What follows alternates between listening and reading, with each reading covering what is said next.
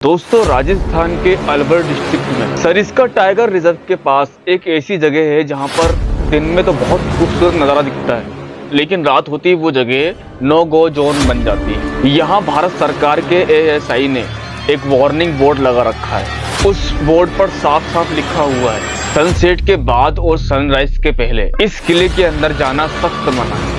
पूरे भारत में भानगढ़ एक ऐसा प्रोटेक्टेड मॉन्यूमेंट है जहां पर रात पर रुकना कानूनी अपराध हो जाता है।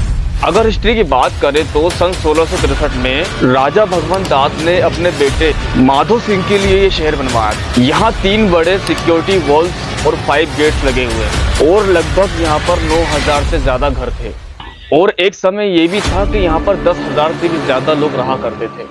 यहाँ के गोपीनाथ टेम्पल, हनुमान टेम्पल और पुराने मार्केट की नक्काशी देखकर मालूम चलता है कि कोई मामूली किला नहीं है, बल्कि एक हंसता खेलता वाइब्रेंट सिटी हुआ करता था। जैसे ही सूरज ढलता है वैसे ही इस वीराने का माहौल एकदम से बदल जाता है।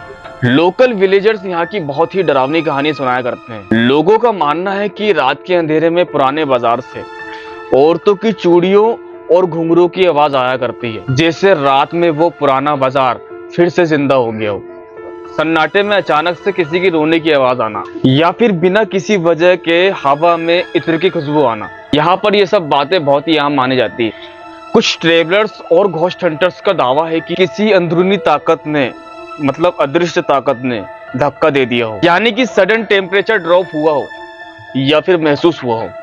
पिछले कुछ सालों में पैरानॉर्मल रिसर्चर्स और यूट्यूबर यहाँ पर नाइट विजन कैमरास और EVP रिकॉर्डर्स लेके पहुंचे। हालांकि कोई सॉलिड प्रूफ नहीं मिला है, लेकिन कई गैजेट में सडन टेम्परेचर ड्रॉप और वायर्ड ऑडियो सिग्नल्स रिकॉर्ड हुए हैं, जो इस मिस्ट्री को और भी बढ़ा देते हैं। दोस्तों, जब ये भानगढ़ किला बन रहा था उस समय, तब उस पहाड़ी पर एक बालूनाथ नाम का एक साधु तपस्या कर रहा था, मतलब मेडिटेशन कर रहा था। राजा ने उससे परमिशन ली तो साधु ने कंडीशंस रखी कुछ। साधु का कहना था कि मेरे ध्यान करते समय इस महल की परछाई मुझ तक बिल्कुल नहीं पहुंचनी चाहिए। सालों तक सब ठीक चल रहा था, लेकिन बाद में एक एम्बिडियस किंग ने उस महल को और भी ऊंचा बना दिया। एक दिन शाम को उस महल की परछाई साधु के झोपड़ी तक पड़ गई। साधु ने तुरंत श्राप दे दिया कि आज के बाद ये पूरा शहर तबाह हो जाएगा, यहाँ पर कोई भी नहीं रहेगा। ये कहानी भानगढ़ की सबसे खूबसूरत प्रिंसेस रत्नावती की है। जब वह 18 साल की हुई तो उनकी खूबसूरती के चर्चे हर जगह होते थे।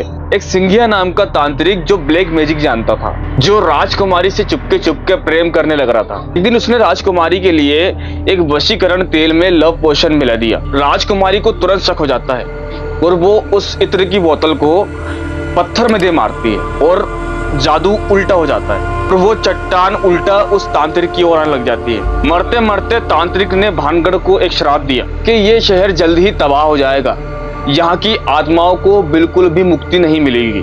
कहा जाता है कि इसके 1 साल भीतर ही भानगढ़ में एक बहुत बड़ा युद्ध छिड़ता है, उसमें राजकुमारी समेत सारा शहर मारा जाता है। लेकिन हिस्टोरियन और साइंटिस्ट इसकी अलग स्टोरी बताते हैं, जो बहुत लॉजिकल होती है। भानगढ़ कोई श्राप से नहीं, बल्कि इन 3 वजहों से खाली हुआ था। सन 1707 में मुगल सल्तनत औरंगजेब की मौत के बाद मुगल पावर कमजोर हो गई। जयपुर के राजा जय सिंह ने 1720 में भानगढ़ पर कब्जा कर लिया था। इस वजह से भानगढ़ की पॉलिटिकल इंपॉर्टेंस खत्म हो गई। राज परिवार पहले से ही पास के अजबगढ़ में शिफ्ट हो चुका था, इसीलिए आम लोग भी काम के और सुरक्षा के लिए शहर छोड़ के जाने लगे।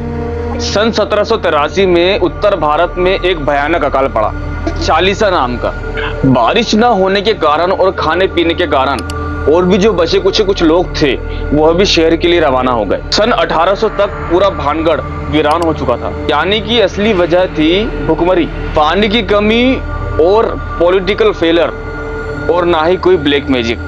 अगर इतिहास अकाल की बात करता है तो साइंस हमें यह समझाती है कि आज भी वहां जाने पर डर क्यों लगता है। भानगढ़ की तंग गलियां और पहाड़ियां हवा को इस तरह रिफ्लेक्ट करती है कि इंफ्रासाउंड बन जाता है। ऐसी साउंड वेव्स होती है जिन्हें कान सुन नहीं सकती, लेकिन बॉडी महसूस करती है। इससे हार्ट रेट बढ़ जाती है, घबराहट होती है और डरावने साए दिखने का इल्यूजन होता है। जब रोशनी कम होती है तो इंसानी दिमाग पत्थरों की परछाई में खुद ब खुद इंसानी चेहरे और परछाई को इमेजिन करने लगते हैं। एएसआई ने बोर्ड को भूतों के डर से नहीं बल्कि सेफ्टी रीजन से लगाया है। रात में वहां पर खुले कुएं, टूटी हुई जर्जर दीवारें, अंधेरा और जहरीले सांप और बिच्छू भी हो सकते हैं, जिससे किसी भी दुर्घटना का खतरा हो सकता है। शायद इंसान की ये आदत है, वह अकाल युद्ध और तबाही की कड़वी सच्चाई को स्वीकार करने के बजाय उसे एक शराब या फिर हॉरर स्टोरी बनाना पसंद करता है। अब भानगढ़ वाकई हॉन्टेड है या सिर्फ एक